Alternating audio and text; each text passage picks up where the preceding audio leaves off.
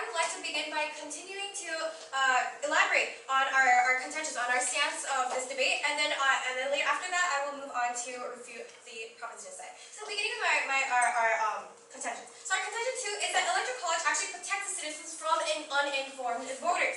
So Alexander Hamilton actually argued that it was important for the people as a whole to have a great deal of power in choosing a president, right? But it was also desirable that the immediate election should be made by men most capable of analyzing the qualities adapted to the station and acting under circumstances favorable to deliberation and to a judicious combination of all reasons and inducements which were proper to govern their choice. End quote.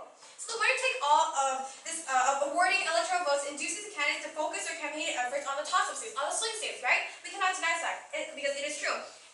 But this follows directly from the candidates' lack of inducement to campaign in the states that they are sure to win. So voters in these toss-up states, these swing states, are more likely to pay close attention to that campaign because these candidates are actually campaigning there, right? So the voters in these swing states will be more inclined to actually pay attention and actually listen to the campaigns that these candidates have given, right? So knowing that because they know that they are going to be the ones that are going to decide elections, being a citizen of the swing state, right? So they're likely to be the most thoughtful voters on average, and the most thoughtful voters should actually be the ones that actually decide the election, right? So under the electoral college, where there is a professional slate of electors designated for this very scenario, we are able to better protect the citizens and make a best choice, not necessarily for them directly, but in the long run, yes, for them, but for the future of the nation as a whole. Directly, we as a state today have to focus on the needs of the state. We need to focus on the needs of the nation as a whole. We cannot look simply at the needs of every individual citizen. We need to look on the big picture. We need to look on a broader scale, right? So as a state today, we stand here ready to serve in the best interest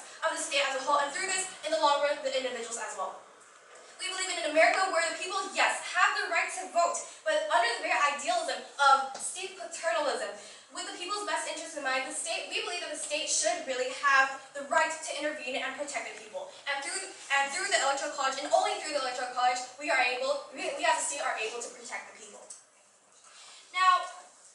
Now moving on to our refutations. So what has the proposition side said so far, right? Okay, so the proposition mentioned how the electoral college system is inherently promotes a bias in favor of the swing states, right? Promotes a bias in favor of the swing states. But again, we are merely closing the gap between these large states and the smaller ones. Without the electoral college, the small states have nearly no say in the election process at all. We are protecting these small states because the large states the needs of the large states will be acknowledged too, no matter what.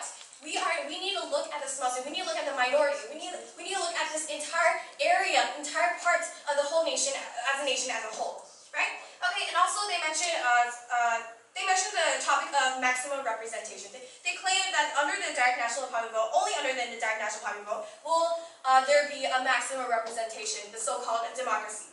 So, what is a democracy, right? A democracy is a system in which the people's voices are heard. But should a state really still support democracy even when it does not benefit the state, when it does not look after the needs of the state? As I mentioned in my contention too, where the electoral college actually protects the citizens from uninformed voters. These uninformed voters will lead to an uninformed vote, right? And this uninformed vote will lead to an uninformed result, in the presidential election, right? And this, we believe, is totally detrimental to society today, which is something that we should get rid of. Not get rid of, but we should not get rid of the electoral college and replace the electoral college with this system that actually promotes a sense of detrimentalism to the society as a whole. If that, just